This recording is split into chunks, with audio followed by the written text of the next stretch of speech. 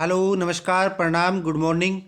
Daily current affairs के इस विशेष video lecture में मैं आप सभी का तहे दिल से इस्तकबाल करता हूं, स्वागत करता हूं, वेलकम करता हूं।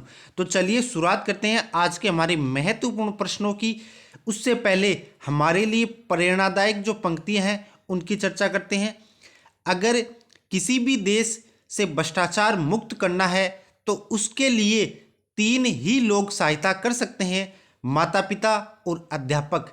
यानी किसी भी जो राष्ट्र है उससे भ्रष्टाचार करप्शन को हटाना है तो सबसे पहले यदि किसी बच्चे के माता पिता और शिक्षक उसे किस प्रकार के संस्कार और एजुकेशन उपलब्ध कराते हैं उस पर वो डिपेंड करता है कि वो आगे जाके अपने देश के निर्माण में किस प्रकार की भूमिका अदा करेगा।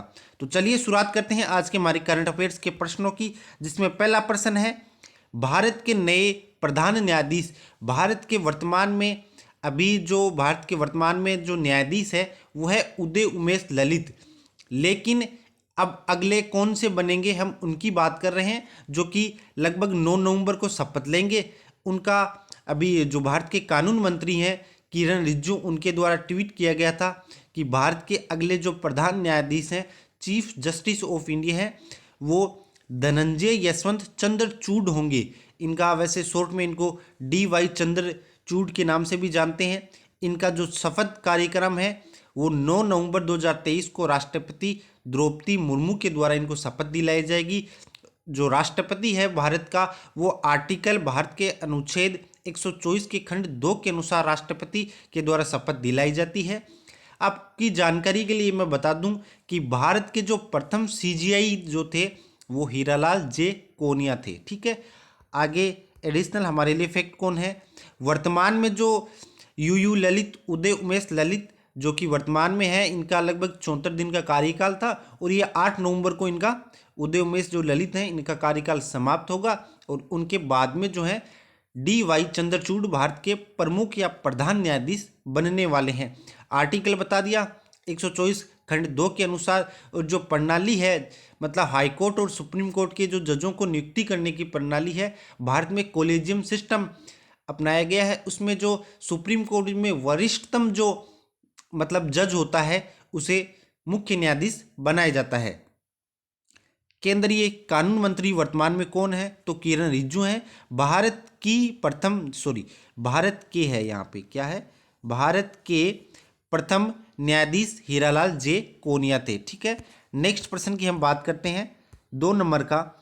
बुकर पुरस्कार 2022 की हाल ही में घोषणा हुई है। तो इसके संदर्भ में आपको मैं बता दूं, देखो, एक तो होता है बुकर पुरस्कार, एक होता है अंतर्राष्ट्रीय बुकर पुरस्कार। दोनों एक ही नहीं है, दोनों में कुछ डिफरेंस है और डिफरेंस बहुत से लोगों को नहीं पता है। यदि आपको भी नहीं पता है तो आज इस वीडियो लेक्चर में आपको भी पता चल जाएगा। ठीक है, इसलिए वीडियो लेक्चर पर यदि नए हैं तो चैनल को सब्सक्राइब करें और वीडियो को लाइक करें। तो बुकर पुरस्कार जो है वर्तमान में इनकी घोषणा की गई है। श्रीलंका के लेखक है रेहान करुणातिलका, इनकी बुक है the 7 moons of Maali Almeida, इनको दिया गया है। अब बुकर पुरस्कार किनको दिया जाता है, उनको दिया जाता है जो कि किसी भी भाषा में लिखते हैं, यानी किसी भी भाषा में लिखते हैं और उसका अनुवाद जो है अंग्रेजी में करते हैं, जो कि आयरलैंड और इंग्लैंड में इस प्रकार की कोई अंग्रेजी साहित्य में ये पुरस्कार दिया जाता है, इस जो कि इंग्लैंड और आयरलैंड में प्रकाशित हो। अब प्रथम बुकर पुरस्कार विजेता कौन थे, तो PH न्यूबी थे। ठीक है, ये प्रथम वाला ये भी अच्छा फैक्ट है, इसको आप देख लो, है ना, अच्छा फैक्ट है। PH newbie. बुकर पुरस्कार की जो स्थापना थी वो 1969 में हुई थी। बुकर पुरस्कार जीतने वाले प्रथम भारतीय जो थे वो VS नायपाल थे। कौन थे, VS नायपाल। ठीक है, आगे क्या है, अभी तक जो कुल भारतीय विजेता हैं वो हैं 5 भारतीय विजेता हैं जिन्होंने बुकर पुरस्कार जीत चुके हैं। बुकर पुरस्कार केवल अंग्रेजी भाषा में लिखे हुए साहित्य के लिए ही प्रदान किया जाता है। माफ़ी चाहता हूँ, शायद मैंने पहले सभी भाषाओं में बताया होगा, ऐसा संभव नहीं है। केवल अंग्रेजी भाषा में जो लिखता है उसे ही यह पुरस्कार दिया जाता है। ठीक है, हाँ, बुकर पुरस्कार के हाल ही में भारतीय जो विजेता हैं वो हैं Arvind Adiga the white tiger के लिए इन्हें 2008 में इस पुरस्कार से नवाजा गया था।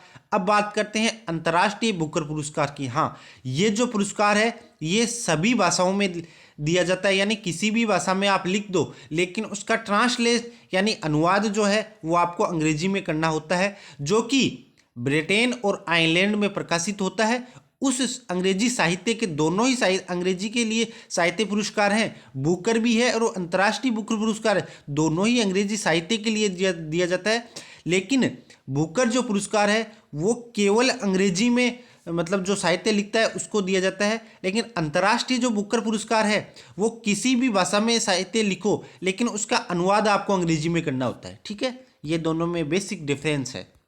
यह किसी भी भाषा में लिखे गए साहित्य को दिया जाता है, जाहिर सी बात है। और दोनों ही पुरस्कारों में 50,000 पाउंड यानी भारत के लगभग 50 लाख रुपए इस पुरस्कार में दिए जाते हैं। ठीक है, आई थिंक मेरा मानना है आपके लिए काफ़ी अच्छा नॉलेजफुल वीडियो रहेगा, इसलिए चैनल पर नए हैं तो चैनल को सब्सक्राइब अवश्य कर लें और वीडियो को अधिक से अधिक शेयर भी करें। और इसी प्रकार के इन्फॉर्मेटिव वीडियो के लिए कमेंट सेक्शन आपके लिए कमेंट जो सेक्शन है वो 24/7 ओपन है, वहाँ पे कमेंट कीजिए। और किस प्रकार से आपको कौन सा टॉपिक है जो नहीं समझ में आ रहा उसके लिए आप डिस्क्राइब कर सकते हैं, वीडियो आपके लिए बनाए जाएंगे।